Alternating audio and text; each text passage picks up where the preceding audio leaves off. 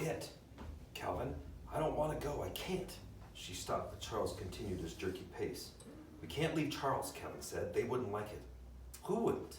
Mrs. Watson and company. But they betrayed us. They brought us here to this terrible place and abandoned us. Calvin looked at her in surprise. You sit down and give up if you like, he said. I'm sticking with Charles. He ran to keep up with Charles and Mrs. Murray. Ava, would you mind feeding Belle or moving her or something? Thanks. I didn't mean, Meg started and pounded after them. Just as she caught up with Charles, Wallace stopped and raised his hands. Hi, come here, Belle. Come here. I get the attention you want. You can come right up here. Here we go. Never mind, I got it. Thanks, Will. Just as she caught up with them, Charles Wallace stopped and raised his hand, and there was the elevator again, its yellow light sinister. Meg felt her stomach jerk as the swift descent began. They were silent until the motion stopped, silent as they followed Charles Wallace through long corridors and out into the street. The Central Intelligence building loomed up, stark and angular behind them. Do something, Meg implored her father silently. Do something. Help. Save us. They turned a corner. At the end of the street was a strange dome-like building. Its walls glowed with a flicker of violet flame. Its silvery roof pulsed with ominous light. The light was neither warm nor cold, but it seemed to reach out and touch them. This, Meg was sure, must be where it was waiting for them. They moved down the street, more slowly now, and as they came closer to the dome building, the violet flickering seemed to reach out, to envelop them, to suck them in, and they were inside. Meg could feel a rhythmic pulsing. It was a pulsing not only about her, but in her as well, as though the rhythm of her heart and lungs was no longer her own, but was being worked by some outside force. The closet, closest she had come to this feeling before, was when she had been practicing artificial respiration with the Girl Scouts, and the leader, an immensely powerful woman who had been working on Meg, intoning, "Out goes the bad air, in comes the good," while her heavy hands pressed, released, pressed, released. It sounds like they were practicing CPR. Meg gasped, trying to breathe at her own normal rate, but the inexorable beat within and without continued. For a moment she could neither move nor look around to see what was happening to the others. She simply had to stand there, trying to balance herself into the artificial rhythm of her heart and lungs. Her eyes seemed to swim in a sea of red. Then things began to clear. She could breathe without gasping like a beached fish, and she could look about the great circular dome building. It was completely empty except for the pulse, which seemed a tangible thing in a round daze exactly in the center. On the daze lay what? Meg could not tell, and yet she knew that it was from this that the rhythm came. She stepped forward tentatively. She felt that she was beyond fear now. Charles Wallace was no longer Charles Wallace. Her father had been found, but he had not made everything all right. Instead, everything was worse than ever, and her adored father was bearded and thin and white, and not omnipotent after all.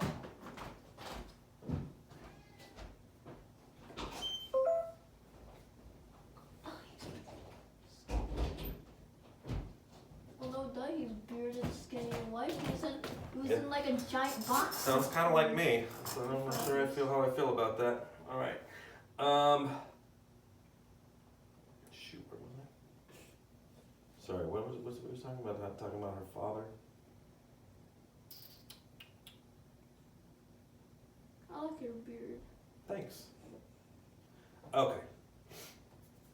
No matter what happened next, things would be no more terrible or frightening than they already were. Oh, couldn't they? As she continued to step slowly forward, at last she realized that the thing on the dais was what the thing on the dais was. It was a brain. A disembodied brain. An oversized brain. Just enough larger than normal to be completely revolting and terrifying. A living brain. A brain that pulsed and quivered, that seized and commanded. No wonder the brain was called It. It was the most horrible, the most repellent thing she had ever seen, far more nauseating than anything she had ever imagined with her conscious mind, or that had ever tormented her in her most terrible nightmares. But as she felt she was beyond fear, so now she was beyond screaming. She looked at Charles Wallace, and he stood there, turned toward It, his jaw hanging slightly loose, and his vacant blue eyes slowly twirled. Oh yes, things could always be worse. Those twirling eyes within Charles Wallace' soft, round face made Meg icy cold, inside and out. She looked away from Charles Wallace and at her father. Her father stood there with Mrs. Who's glasses still perched on his nose. Did he remember that he had them on? And he shouted to Calvin, "Don't give in." "I won't. Help Meg," Calvin yelled back. It was absolutely silent within the dome, and yet Meg realized that the only way to speak was to shout with all the power possible. For everywhere she looked, everywhere she turned, was the rhythm. And as it continued to control the systole and diastole of her heart, the intake and outlet of her breath, the red miasma began to creep before her eyes again.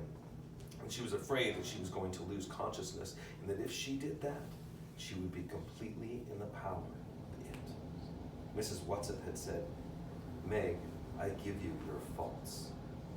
What were her greatest faults? Anger, impatience, stubbornness? Yes, it was to her faults that she turned to save herself now. With an immense effort, she tried to breathe again against the rhythm of it, but its power was too strong. Each time she managed to take a breath out of rhythm, an iron hand seemed to squeeze her heart and lungs. And then she remembered that when they had been standing before the man with the red eyes, and the man with the red eyes had been intoning the multiplication table at them, Charles Wallace had fought against this power by shouting out nursery rhymes, and Calvin the Gettysburg Address. "Georgie, porgy, pudding and pie," she yelled, "kissed the girls and made them cry." That was no good. It was too easy for nursery rhymes to fall into the rhythm of it. She didn't know the Gettysburg Address. How did the Declaration of Independence go? She had memorized it only that winter, but because she was required to in school, not because she was required to in school, but simply because she had liked it. "We hold these truths to be self-evident," she shouted, "that all men are created equal, that they are endowed by the Creator with certain unalienable rights, that among those are life, liberty, and the pursuit of happiness." As she cried out the words, she felt the mind moving in on her own, felt it seizing, squeezing her brain, and then she realized that Charles Wallace was speaking, or being spoken through by it. "But that's exactly what we have on Camazotz. Complete equality, everybody exactly alike." For a moment her brain reeled with confusion. Then came a moment of blazing truth. "No," she cried triumphantly. "Like and equal are not the same at all." "Good girl, Meg," her father shouted at her, but Charles Wallace continued as though there had been no interruption. "In Camazotz all are equal. In Camazotz everybody is the same as everybody else." But he gave her no argument, provided no answer, and she held on to her moment of revelation. Alike and equal are two entirely different things. For the moment she escaped from the power of it. But how? She knew that her own puny little brain was no match for this great, bodiless, pulsing, writhing mass on the round days. She shuddered as she looked at it. It in the lab. In the lab at school, there was a human brain preserved in formaldehyde, and the seniors preparing for college had to take it out and look at it and study it. Meg had felt that when that day came, she would never be able to endure it.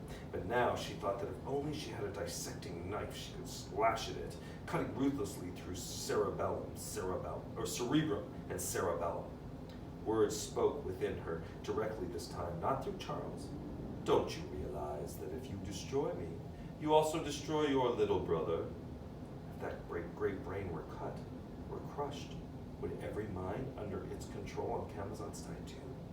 Charles Wallace, and the man with the red eyes, and the man who ran the #1 spelling machine on the 2nd grade level, and all the children playing ball and skipping rope, and all the mothers and all the men and women going in and out of the buildings? Was their life completely dependent on it? Were they beyond all possibility of salvation? She felt the brain reaching at her again, and as she let her stubborn control slip, red fog glazed her eyes. Faintly she heard her father's voice, though she knew he was shouting at the top of his lungs. "The periodic table of elements, Meg, say it!" A picture flashed into her mind of winter evenings spent sitting before the open fire and studying with her father. "Hydrogen, helium," she started obediently, keeping them in their proper atomic order. What's next? She knew it. Yes, lithium, beryllium, boron, carbon, nitrogen, oxygen, fluorine, she shouted the words at her father, turning away from it. Neon, sodium, magnesium, aluminum, silicon, phosphorus.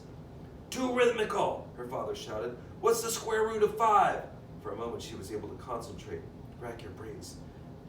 Rack your brains yourself, Meg. Don't let it rack them. The square root of 5 is 2.236, she cried pridefully, because 2.236 times 2.236 equals 5. What's the square root of 7? The square root of 7 is, she broke off. She wasn't holding out. It was getting at her, and she couldn't concentrate, not even on math. And soon she too would be absorbed in it. She would be an it. Tesser, she heard Calvin's voice through the red darkness. Tesser! She felt her father grab her by the wrist. There was a terrible jerk that seemed to break every bone in her body. Then the dark nothing of tessering. Tessering with Mrs. Whatsit, Mrs. Who, and Mrs. Which had been a strange and fearful experience. It was nothing like tessering with her father. After all, Mrs. Which was experienced at it. Mr. Murray, how did he know anything about it at all? Meg felt that she was being torn apart by a whirlwind. She was lost in an agony of pain and finally dissolved into the darkness of complete unconsciousness. Does she forget that her father and her mother studied tessering? No. So my question for you today is, I want you to think about, we've talked a lot in class about how being equal isn't the same thing as being fair. And being equal and being like are not the same thing either. Maybe you could think about how maybe things in your family aren't always exactly equal, but they're alike or they're fair in some way. Or maybe you could reflect on how something that we do in class isn't equal. Sometimes some people are able to do something that other people aren't able to do. And that lack of equality may feel unfair sometimes, but maybe that is fair for other people.